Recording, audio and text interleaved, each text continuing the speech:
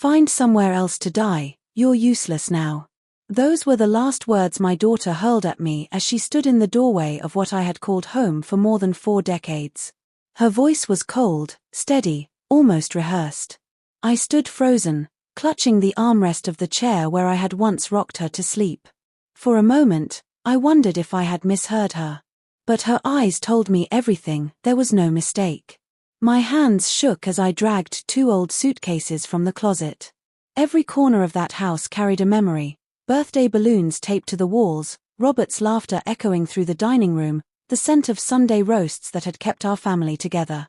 Now I was reduced to stuffing a lifetime into battered luggage, while my daughter, my own flesh and blood, checked her watch as if I were just an inconvenience making her late for a meeting.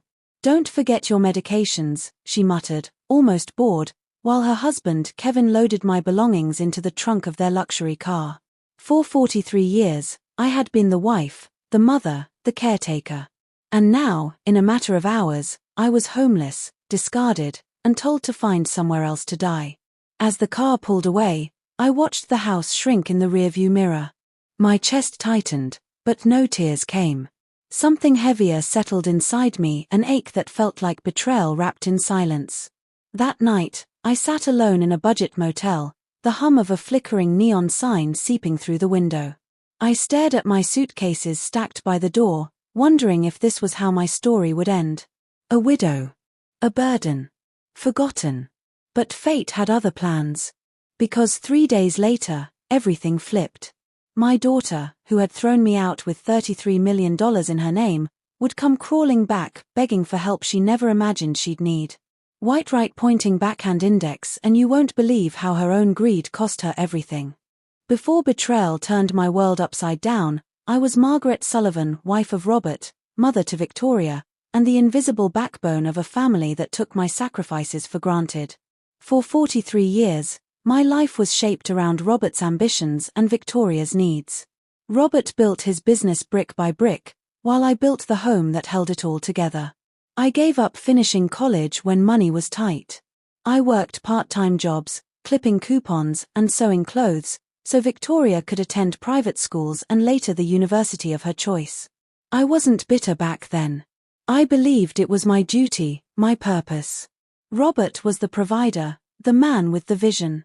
Victoria was his little princess, the apple of his eye. And I was the steady shadow in the background, managing bills, cooking meals, holding birthday parties together, making sure every moment looked effortless.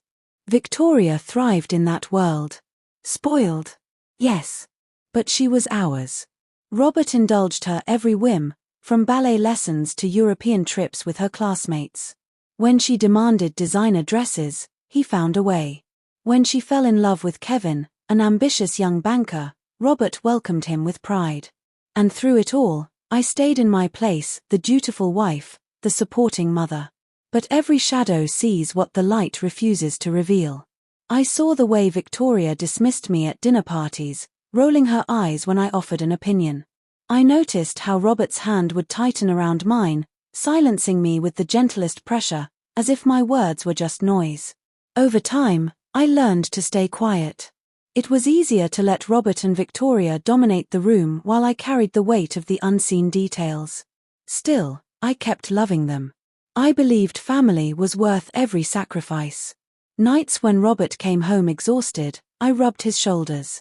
Mornings when Victoria had exams, I stayed up late preparing her breakfast the way she liked it. Even when Kevin joined the family with his sharp suits and sharper tongue, I welcomed him with the warmth of a mother who only wanted peace. Looking back, I realize I had mistaken survival for devotion. I told myself I was happy because they were happy. I convinced myself that silence was respect, that invisibility was strength. But Robert, for all his faults, had moments of surprising foresight. 6 months before his heart attack, he sat me down one evening with a serious look in his eyes. "Margaret," he said, "I want you to promise me you'll read everything carefully if anything ever happens to me." At the time, I didn't understand why he was so insistent. He showed me documents, explained things I barely followed, and made me repeat his instructions. "Victoria won't like some of my decisions," he admitted softly. "But trust me, it's necessary." I thought he was being overly cautious. But now I see it clearly. The day it all unraveled began like any other, quiet, ordinary, deceptive in its normalcy. I was still living in the guest room, clinging to Robert's memory like a lifeline, when Victoria and Kevin arrived unannounced. Their expensive cologne hit the air before their words did, and something in me knew this wasn't just a visit. Kevin carried a leather briefcase, and Victoria had that look in her eyes, the one she wore when she thought she had already won. "Mom," she began, her voice sugar-sweet, "we've made a decision. Kevin's new promotion requires us to move into town immediately. This house is perfect for us. You'll be much happier in a senior complex where you'll have friends your own age." The words felt rehearsed, like lines from a script. My heart sank, but I managed to whisper, "Move in?" "But this is my home." That's when Victoria's mask cracked. Her voice sharpened, her tone dripping with contempt. "Actually, Mom, according to Dad's will, I inherited everything. The house, the investments, every penny. I've been letting you stay here out of kindness. But it's time you found your own place." She slid a stack of papers across the table, legal documents, stamped and signed. I stared at the words, my hands trembling. They looked official, binding, undeniable. "Surely, there's been some mistake," I said, my voice breaking. "No mistake," Victoria snapped. "Dad knew I could handle his legacy better than you ever could. You never understood money. You were just the wife. Just the wife." 43 years of sacrifice reduced to 3 words. My chest tightened as if those words alone could crush me. Kevin cleared his throat, playing the role of calm enforcer. "We've already started the process, Margaret. The utilities are in Victoria's name now, the accounts are being transferred. We've arranged for a motel for you in the meantime. It's affordable and comfortable." Affordable. They were inheriting $33 million, and they were sending me to a $49 motel like discarded furniture. Victoria shoved 2 suitcases toward me, already packed with my belongings.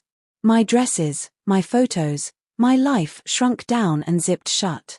She checked her watch impatiently as though I were an inconvenience, as though 43 years of motherhood was nothing more than a meeting she needed to get through. Kevin carried the bags out to their BMW with the efficiency of a man disposing of trash. Victoria handed me $200 in cash, her manicured nails glinting as she pressed the bills into my palm. "This should cover you for a few days," she said. "Kevin will transfer some money later." Money that had been mine all along. As their car pulled away, I sat frozen on the sagging mattress of that cheap motel, staring at the peeling wallpaper and thin towels.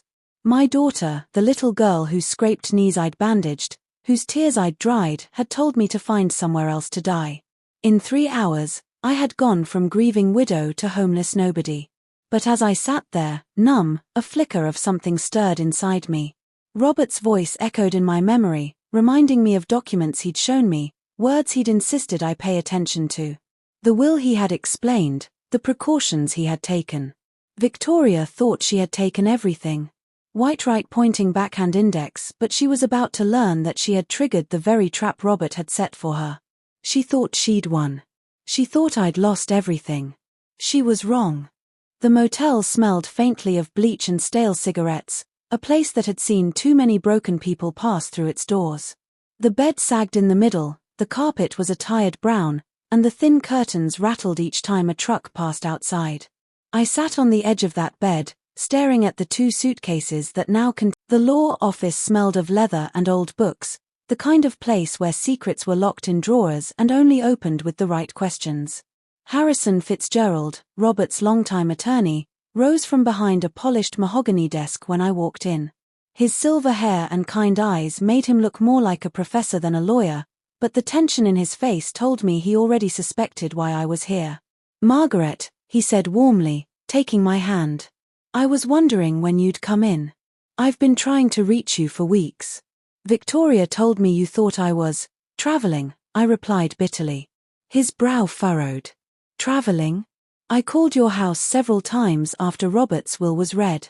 She assured me you were too distraught to attend and that she'd handle everything for you." The floor seemed to shift beneath me. There was a reading. My voice cracked.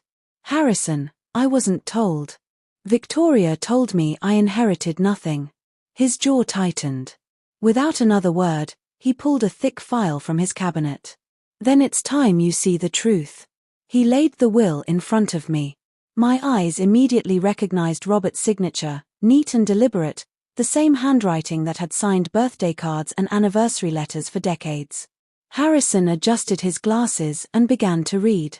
I, Robert James Sullivan, do hereby bequeath to my beloved wife, Margaret Ann Sullivan, our primary residence at 847, Oakwood Drive, including all furnishings and effects, and 70% of all financial assets, investments, and accounts, totaling approximately $23 million. My breath caught in my throat. $23 million, the house, everything. Harrison's voice lowered. To his daughter, Victoria Sullivan Hayes, Robert left $10 million, but only under one condition, that she treat her mother with respect and dignity after his death. If she fails, the trust reverts to you. I sat frozen, the words echoing like thunder in my ears. Robert had known. He had seen the greed in her eyes, the entitlement in her tone, and he had set a trap. Harrison leaned forward. Victoria lied to you, Margaret. She forged documents, committed fraud, and worst of all, she abused you at your most vulnerable moment. This isn't just a family betrayal. This is elder abuse. My hands trembled on the armrest of the chair. The image of Victoria's cold eyes at the doorway replayed in my mind. Find somewhere else to die. You're useless now. She hadn't just been cruel. She had been criminal. Can she fight this? I asked, my voice barely a whisper. Harrison shook his head firmly. Not with forged documents and fraud on her record.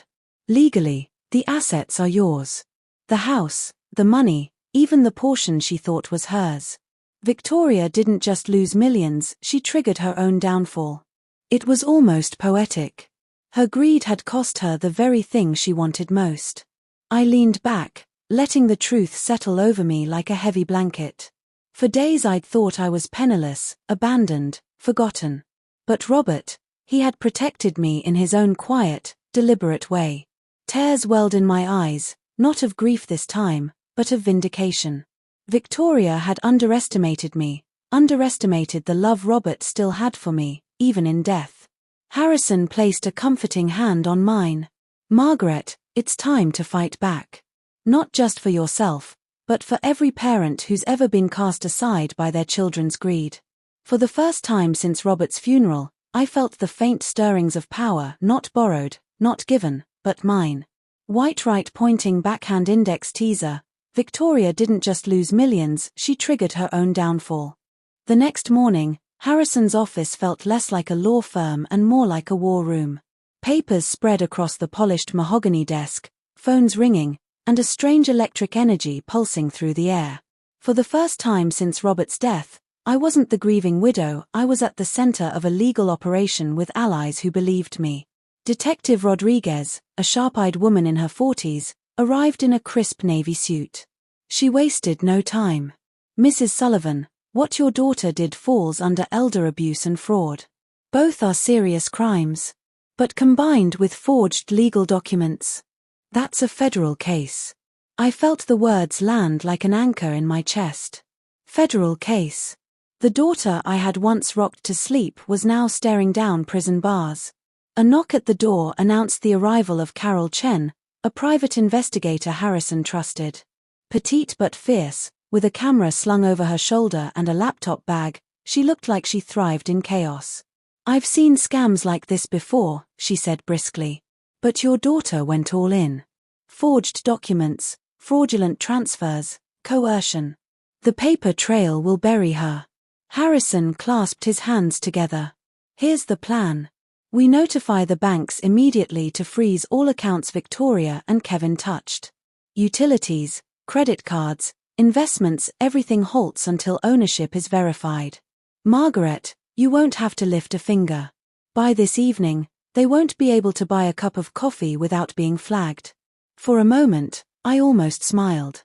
The image of Victoria's perfectly manicured hand swiping a credit card, only to have it declined in public, was deeply satisfying. Rodriguez leaned forward, her voice low and resolute. We'll also prepare charges. Forgery. Fraud. Elder abuse. With the will on file, and the lawyer testifying that she lied about your attendance at the reading, we have more than enough to move forward. I gripped the armrest of my chair, the weight of it all pressing down. And Kevin? Carol smirked. His fingerprints are all over this. Bank transfers, meetings with forgers, even the printing company used for the fake will. He's going down with her. For the first time in weeks, I sat taller. They weren't just taking care of me. I was part of this. I wasn't a pawn anymore, I was becoming the queen Robert always believed I could be. By midday, calls were made, signatures filed, and emails sent to every financial institution tied to Robert's accounts. Carol's laptop clicked furiously as she traced suspicious transfers. Each frozen account was a domino, falling one by one, cutting Victoria's empire down before it had a chance to rise. At 3:47 p.m., my phone buzzed. The caller ID glared, Victoria. I answered, heart pounding. Mom, what's going on? The bank just froze our accounts. Kevin's card was declined at lunch. They're saying everything's under investigation. Her voice cracked, the polished calm replaced with panic. I let the silence hang for a beat before answering. I'm sitting in Mr. Fitzgerald's office. With the police. And the real will, Victoria. Silence. Then a shaky laugh. You don't understand. This is all a misunderstanding. I was protecting you. Protecting me? My voice sharpened. You forged documents. You threw me out of my own house. You told me to find somewhere else to die. Her breath hitched. Mom, please. Let's talk. We can fix this. Rodriguez mouthed. Keep her talking. I steadied myself, my voice cold but calm. You wanted me powerless, Victoria. But today, you're the one begging. And it's only the beginning. For the first time, I felt the shift, the balance of power tilting. This wasn't just about survival anymore. It was about justice. White right pointing backhand index teaser, her daughter was about to beg for mercy. The sun was dipping low when my phone lit up again. The name I'd once saved with a heart emoji, Victoria, now flashed like a warning siren. I let it ring twice before answering. Mom. Her voice was sharp, frantic. What's happening? The bank froze all of Daddy's accounts. Kevin's card got declined. They're saying there's an investigation. What did you do? I leaned back in Harrison's leather chair, the weight of justice steadying me. What I should have done the moment you lied to me. I spoke to your father's lawyer, Victoria. I've seen the real will. Silence. Then the sound of her shallow breathing. That's not possible. It's more than possible. It's signed, notarized, and crystal clear. 70% of everything is mine. The house is mine. And your 10 million? I let the pause twist like a knife. Conditional. On how you treated me after his death. Watch me. The line went dead. Rodriguez leaned back, scribbling notes. That's enough for a warrant. She just incriminated herself over the phone. Tomorrow, we move. But I knew my daughter too well. Victoria wouldn't wait for tomorrow. She'd scramble tonight, clawing at every last connection, every loophole she thought she could find. Sure enough, not an hour later, another call buzzed through. Kevin this time. His voice was smooth, rehearsed. Margaret, let's be reasonable. Victoria panicked. Yes. She made mistakes, but calling the police? That's excessive. We can settle this quietly. I almost laughed. Quietly? You helped her forge legal documents. You threw me out of my house. You wanted to bury me in a welfare facility so you could live in luxury. And now you want me to be reasonable? Kevin's charm cracked. You don't know the kind of pressure she's under. You don't understand the financial complexities. Oh, I understand perfectly. What I don't understand is how you thought I wouldn't notice. Or fight back. There was a pause. Then, sharp as a blade, Kevin said, if you press charges, you destroy this family forever. I let the silence hang, then delivered the final blow. "No, Kevin. You and Victoria destroyed this family the moment you betrayed me. I'm just making sure justice finishes what you started." When the call ended, I sat in stillness, the gravity of what I'd done sinking in. For the first time in my life, I wasn't begging, I wasn't silent, I wasn't obedient. I was the one holding the power. White right pointing backhand index teaser, but this was only the beginning. The victory of freezing Victoria's accounts hadn't even settled when a new storm gathered on the horizon. Sitting in Robert's study, my study now, I began opening drawers I hadn't dared touch before. Robert had been meticulous about every detail of his life. Receipts neatly clipped, ledgers balanced, contracts filed with military precision. But as I dug deeper, I began finding papers that didn't match his usual order. Shell companies with vague names. Consulting contracts for strategic advisory with firms that didn't seem to exist. Payments labeled as overseas partnerships but with no explanation. At first, I thought it was sloppy bookkeeping. But Robert was never sloppy. The realization hit me like a cold wind: either my husband had secrets I never knew about, or someone had planted evidence to destroy him posthumously. Harrison, the lawyer, frowned as I slid the documents across his desk. "Margaret, these don't look right. Some of these companies are known fronts. If this is what it appears to be, Robert may have been involved in laundering money." My heart sank. For decades I had thought of Robert as the steady rock of our family. Stern, sometimes controlling, yes, but honest. Could it be that the man who'd left me roses on every anniversary had also been building an empire on lies? The betrayal of my daughter had already broken me. But this cut deeper. Because if Robert had been corrupt, then maybe Victoria's greed was inherited, not accidental. But then Harrison added, almost reluctantly, "There's another possibility. Sometimes men like Robert get close to dangerous money not for themselves, but to feed information to federal investigators." If he was cooperating with the FBI, the room tilted. Could Robert have been secretly protecting us all along, playing both sides to keep the wolves at bay? Later that evening, a woman named Carol Chen, a private investigator with federal ties, examined the records. She looked up at me, her eyes sharp. "Mrs. Sullivan, you need to prepare yourself. Whether your husband was corrupt or undercover, this touches federal jurisdiction. And that means the FBI is about to get involved." I felt my world shift again. The battle with Victoria had been brutal enough. But now it seemed the real war was only beginning. My daughter's fraud had opened the door to something far bigger, a truth buried so deep that it threatened to unravel everything I thought I knew about my marriage. White right pointing backhand index teaser, what she uncovered made the betrayal even bigger. The day of reckoning arrived sooner than I expected. After weeks of shock, betrayal, and endless revelations, I was no longer the grieving widow Victoria thought she could manipulate. I was ready for war. When the FBI approached me with the idea, my hands trembled at first. "Mrs. Sullivan," Agent Martinez said gently, "we believe your daughter and son-in-law will try to leverage your husband's secrets against you. If you agree, we want you to meet them wearing a wire." For a long moment, I sat in silence. Could I really sit across from my own child, let her scheme against me, and betray her in real time? But then I remembered her words: "Find somewhere else to die, you're useless now."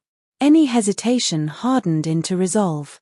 That evening, I slipped on a silk blouse, pressed my hands against the small recording device taped to my chest, and waited. My house, the house Robert left to me, the one Victoria tried to steal, became the stage for the final act. At precisely 8 p.m., a knock echoed through the hallway. When I opened the door, Victoria stood there with Kevin at her side, both dressed like they were on their way to a high-end dinner. Kevin carried a leather briefcase. My daughter even managed a smile, as if this were a normal family visit. "Mom," she said, leaning in to kiss my cheek. "You look better. Stronger." "I feel stronger," I replied, letting just a hint of steel edge my voice. We sat in the living room, the same space where I'd once hosted birthday parties and Christmas dinners. Now, it felt like enemy territory. Kevin flipped open the briefcase and slid several documents across the coffee table. Here's the arrangement. You keep the house. $5 million in clean assets. In return, you cooperate with us to bury everything about Robert's extracurricular activities. I raised an eyebrow. And what about the rest of the $33 million? Untouchable, Victoria said smoothly. Tainted. You can't fight the FBI on this. $5 million and immunity is generous. Otherwise, you risk losing everything, even prison. Her arrogance was staggering. My daughter, the little girl I once tucked into bed, was now threatening me with jail time. Interesting, I said softly, leaning forward. And tell me, when did you first discover Robert's so-called illegal dealings? Was it before or after you forged his will? Kevin stiffened. Victoria's eyes narrowed. That's not relevant. Oh, I think it is, I countered. Because if you knew and said nothing, that makes you an accomplice. And if you only found out while committing fraud, then you're not just greedy, you're spectacularly unlucky. Victoria's mask cracked. Her voice rose. Mom, stop playing games. Sign the agreement, and we all walk away free. Free? I repeated. You mean free like you were when you threw me out with 2 suitcases? Free like you were when you handed me $200 and told me to survive? Kevin slammed the briefcase shut. This conversation is over. And that's when the front door opened. 2 agents in dark suits stepped inside, badges flashing. Victoria Sullivan Hayes. Kevin Hayes. You're under arrest for elder abuse, fraud, conspiracy, and attempted extortion. Victoria's jaw dropped. What? This is insane. Mom, tell them this isn't true. I folded my hands in my lap, calm at last. I told you, sweetheart. Watch me press charges. Kevin tried to stand, but an agent pushed him back into his chair. Handcuffs clicked. Victoria's voice cracked into a desperate plea. Mom, you can't do this. We're family. No, Victoria, I said evenly. Family doesn't steal, lie, and destroy the people who raised them. Family protects. You chose greed over love. And now you'll live with that choice. As they were led out, the last sound I heard was Victoria screaming my name. But I didn't flinch. Justice wasn't just served, it was savored. White right pointing backhand index teaser. Justice was sweet, but Margaret wasn't done yet. The silence of my home felt different now. For the first time in 43 years, it wasn't Robert's house. It wasn't Victoria's inheritance. It was mine. Every creak of the floorboards, every shadow on the walls, every beam of light through the windows whispered the same thing. You survived, and you won. I walked through the master bedroom, once carefully arranged by Robert's sense of order, later invaded by Victoria's chaos of designer shoes and careless clutter. Now, it stood empty, waiting for me to decide its future. That realization struck me harder than any legal victory. For decades, I had been the caretaker, never the creator. I had decorated for others, lived for others, and sacrificed for others. But now, for the first time, the house would reflect me. Renovation began immediately. Robert's old study, once a dark space lined with financial ledgers, became my art studio, flooded with sunlight and paint-stained brushes. The cold wine cellar Victoria had envisioned turned into a warm library stacked with novels, memoirs, and history books, my sanctuary of knowledge. The kitchen, once designed for family gatherings I cooked and cleaned through, became a space for my joy, not obligation. I painted the walls a soft sage green and bought counters that gleamed not because I wanted to impress guests, but because I loved the way morning light danced on their surface. Every change was symbolic. Each nail, each brushstroke, each decision said, I exist. I matter. And I will not be invisible again. But rebuilding wasn't only about bricks and paint. My victory had opened a door I hadn't even known I needed to walk through. With Harrison's guidance and the FBI's encouragement, I used part of my inheritance to launch something bigger than myself, the Margaret Sullivan Foundation for Elder Justice. Its mission was simple but powerful: to protect seniors from financial abuse by their own families, the kind of betrayal that nearly destroyed me. We offered legal aid, emergency housing, and advocacy. Within months, my name appeared in newspapers not as a victim, but as a voice for thousands of silent parents who had been manipulated, discarded, or robbed by the very children they had raised. One evening, as I stood in front of the foundation's plaque at the ribbon-cutting ceremony, cameras flashing, I realized how far I'd come. 6 months earlier, I had been weeping in a motel room, clutching 2 suitcases. Now I was holding scissors, smiling at the crowd, and giving a speech about justice, dignity, and resilience. I am living proof, I told them, my voice steady, that when someone tries to strip you of your worth, you have the power to redefine it. Betrayal doesn't have to be your ending. It can be your beginning. The applause felt like a warm embrace.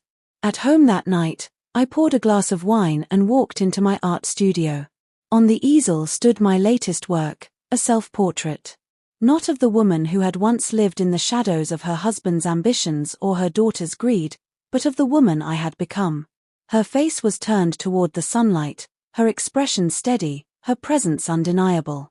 I studied the painting for a long time, then whispered to myself, the best revenge isn't getting even. It's becoming everything they never believed you could be. And with that, I smiled, not as the discarded widow or the obedient mother, but as Margaret Sullivan, unstoppable.